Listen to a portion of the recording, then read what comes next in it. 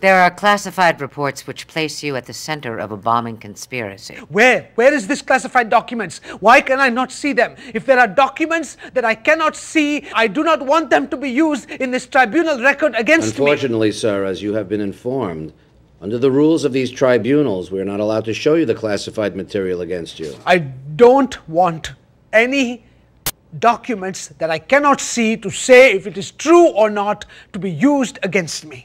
I understand, but the classified documents have been classified by another government agency, and they have determined that releasing them to you may cause our country possible damage. There are national security precautions which prevent us from releasing our sources or providing any classified material that could assist a terrorist group in their attacks against us.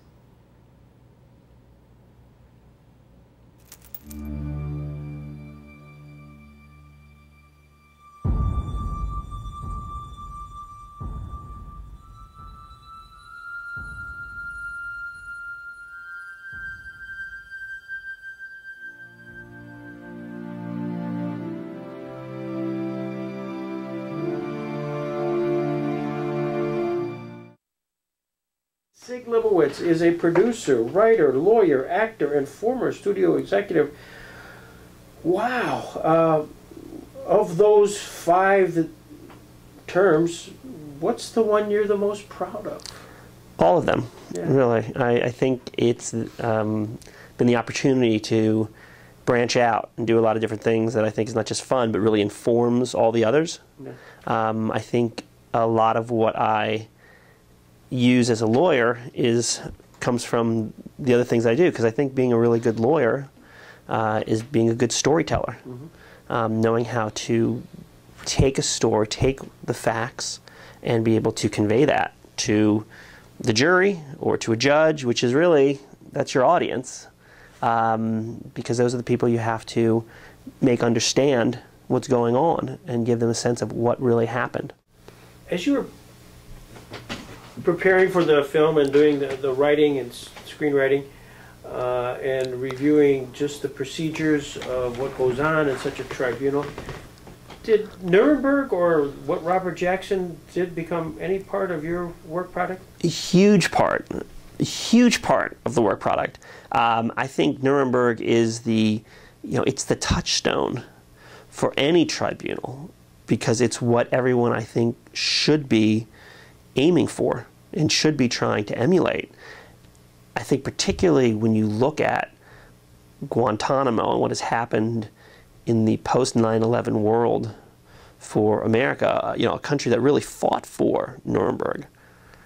I mean, I'm not a scholar on it, but knowing that the other allies were not supportive, this was really something that was led by the United States and led by Justice Jackson to really do this right, so you could hold it up and say, we gave these people an opportunity. We wanted to do this in a fair, just way. Not for them, but for us, because it speaks to who you are. I think that's really great. I think that's really something amazing. And here was an opportunity to do the same thing post 9/11. Have we lived up to the ideals of Nuremberg? We wanted to. I think it was definitely something we were aiming for. And what we really wanted to do was to put a face on a detainee so you could understand what that is, and to put a face on those 3 military officers, because the military doesn't necessarily get its opinions felt and thought. And I think see that, oftentimes these officers are as much caught in this web as the detainee is. Mm-hmm. And most time as lawyers, we're not dealing with life and death. We're not dealing with the big issues. It's important work, and it certainly is important to our clients, and we take it seriously. But as was the case with Justice Jackson, at certain moments in our history, it all comes down, and you have to make those decisions. We were talking about Korematsu. So there he is. I mean, imagine the time of war where everybody's feeling very unfriendly, I'll be diplomatic, very unfriendly towards the Japanese because of Pearl Harbor. To be the dissent, to say what we're doing is wrong, we should not be just grabbing all the Japanese Americans and interning them. Imagine the courage to do that. I mean, especially when you think how tied he was in to the Roosevelt administration. But to stand up and say, no, this isn't right. And then you have, of course, in the decades since, with the view of history, you see that he was the one who was right. His moral courage, his moral compass was correct. And you see some other cases at the time where other justices have come back and say, I really regret my decision.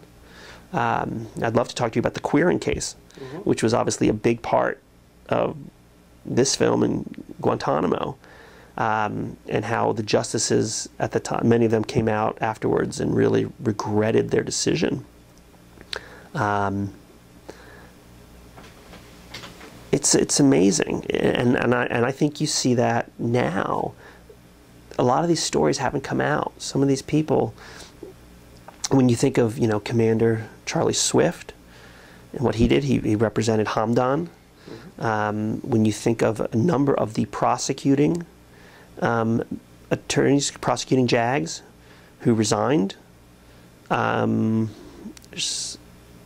you think of the head JAGs, the Judge Advocate Generals themselves, who argued for more involvement, and were denied, there's a tremendous amount of stories. This has been great. You're a really fascinating guy. Well, I can say the same about you, sir, but thank you.